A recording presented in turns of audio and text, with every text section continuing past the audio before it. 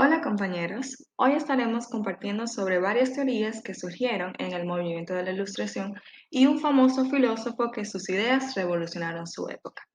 Te aconsejamos que prestes mucha atención ya que al final de la presentación tendrán un quiz de 3 preguntas. Mi nombre es Ashley Cortel y estaré hablando sobre la teoría del arte de la Ilustración en su panorama histórico-social. ¿Qué fue la Ilustración? Fue un movimiento cultural e intelectual surgido en Francia, Inglaterra y Alemania a mediados del siglo XVIII. Hasta el siglo XIX trajo consigo profundos cambios en la cultura y sociedad de la época, razón por la cual el siglo XVIII se le conoce como el siglo de las luces.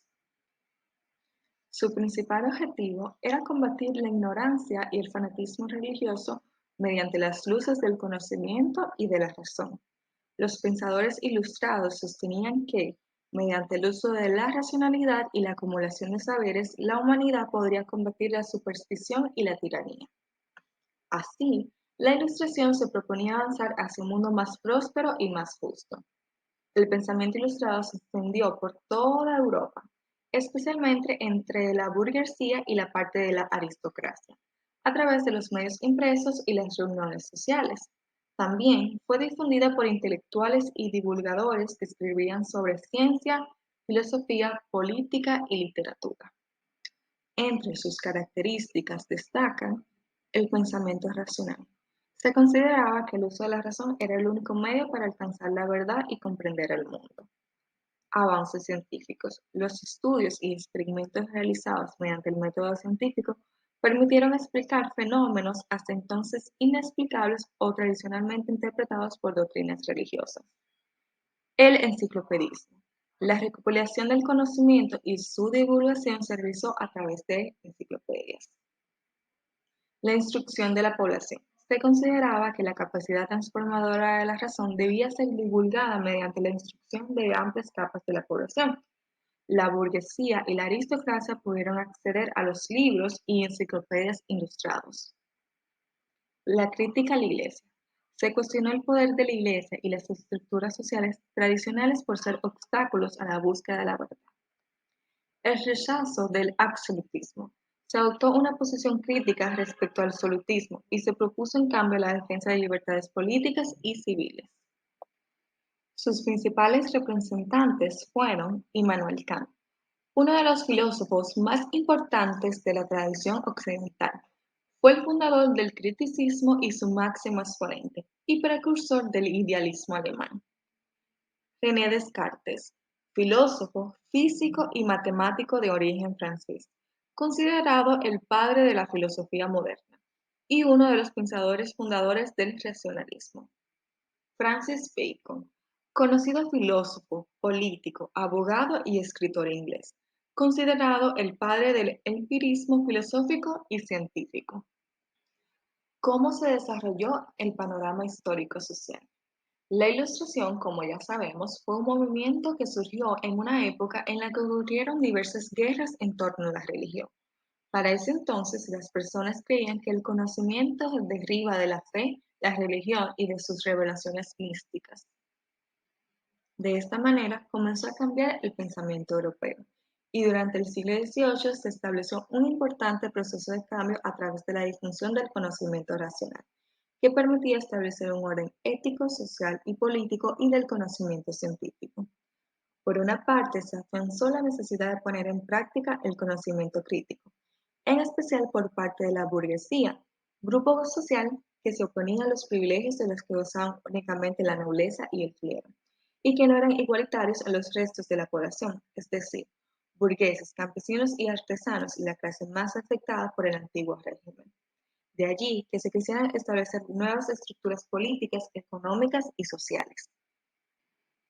Fue entonces cuando los filósofos Denis Diderot y Jean Le Rap publicaron en Francia la Enciclopedia o Diccionario Razonado de las Ciencias, las Artes y los Oficios, editada entre los años 1751 y 1772, en la cual reunieron todo el conocimiento que formaba parte de la Ilustración hasta ese momento. Por tanto, se considera como una de las obras más importantes de su tiempo y a su vez la más importante de la Ilustración. La enciclopedia fungía como una herramienta para educar a los ciudadanos, que al tener mayor conocimiento podían luchar con fundamentos en contra del antiguo régimen. En consecuencia, se generaron diversos alzamientos armados de gran impacto histórico, como lo fueron la Guerra de Independencia de los Estados Unidos, la Revolución Francesa, que dio paso a la Edad Contemporánea, y la Revolución Industrial que tuvo lugar en Francia.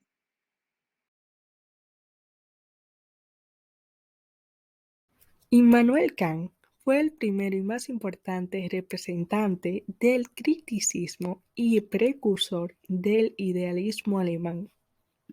Está considerado como uno de los pensadores más influyentes de la Europa moderna del último periodo de la Ilustración y de la filosofía universal. Durante más de 40 años se dedicó por entero a la actividad docente, a la investigación filosófica y a la redacción de sus obras, que marcaron un hito muy importante en el desarrollo de la historia de la filosofía. Su sistema filosófico se halla expuesto sobre todo en tres obras fundamentales: la crítica de la razón pura, crítica de la razón práctica y crítica del juicio. Los elementos introductorios de este sistema los denomina propiamente filosofía trascendental y los expone Kant principalmente en la primera de las tres críticas mencionadas. Su filosofía se encuentra recogida en Crítica de la razón pura, publicada en 1781, en la que examinó las bases del conocimiento humano y creó una epistemología individual que en su momento no tuvo muy buena acogida, principalmente por su estilo denso y pesadamente académico.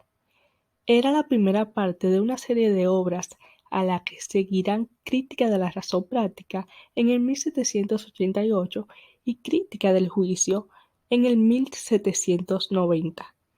La segunda fue la más influyente en la vida del autor y un nuevo comienzo para una rica producción que, sin embargo, continuó encontrando grandes resistencias por el estilo tremendamente complicado.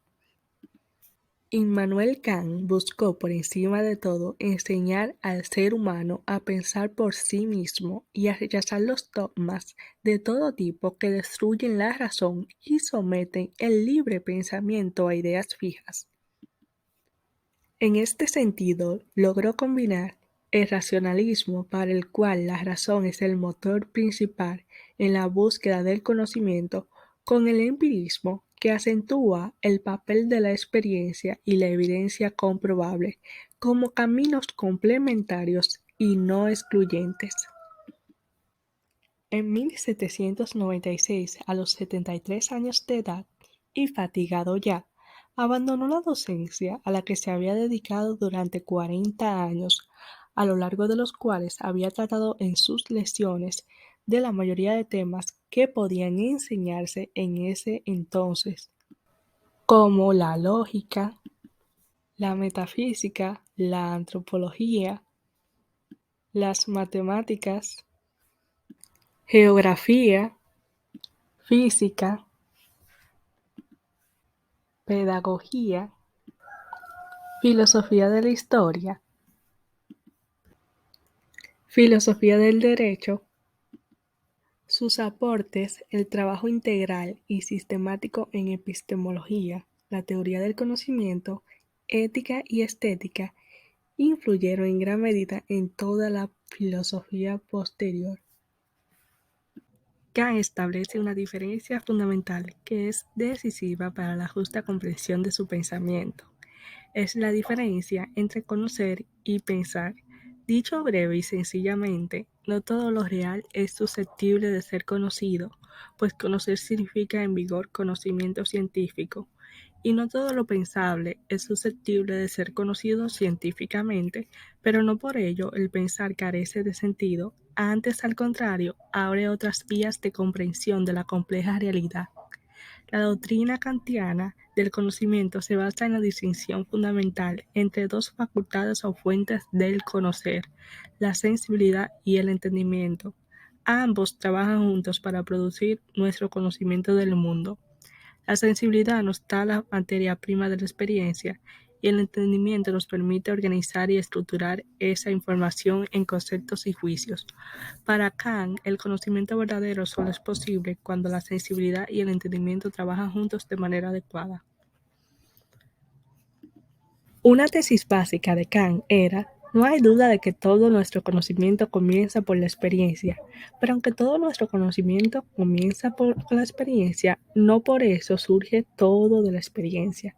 De acuerdo con este filósofo alemán, el conocimiento se clasifica en dos grandes categorías. La primera, llamada a priori, que significa que es independiente de toda experiencia previa, y la segunda, a posteriori, que es aquel accesible solo a través de la experiencia. Para la filosofía nunca fue suficiente simplemente aceptar que algo es verdadero. Es necesaria una buena razón que permita creerlo, la cual ha de ser respaldada por argumentos convincentes. La crítica del juicio es la tercera de las críticas de Kant. Se enfoca en la estética y la teleología, que es el estudio de los fines de la naturaleza.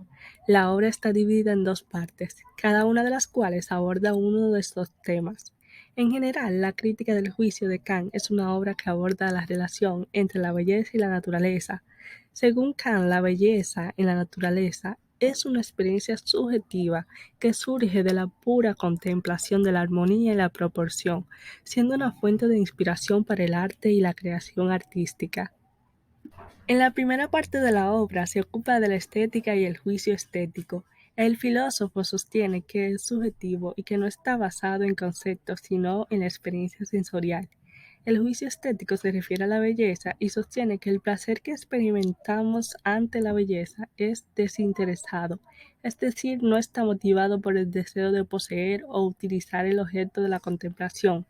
Además, Kant distingue entre la belleza libre, inherente a la naturaleza, y la belleza adscrita en objetos creados por el hombre, y también aborda el concepto de lo sublime.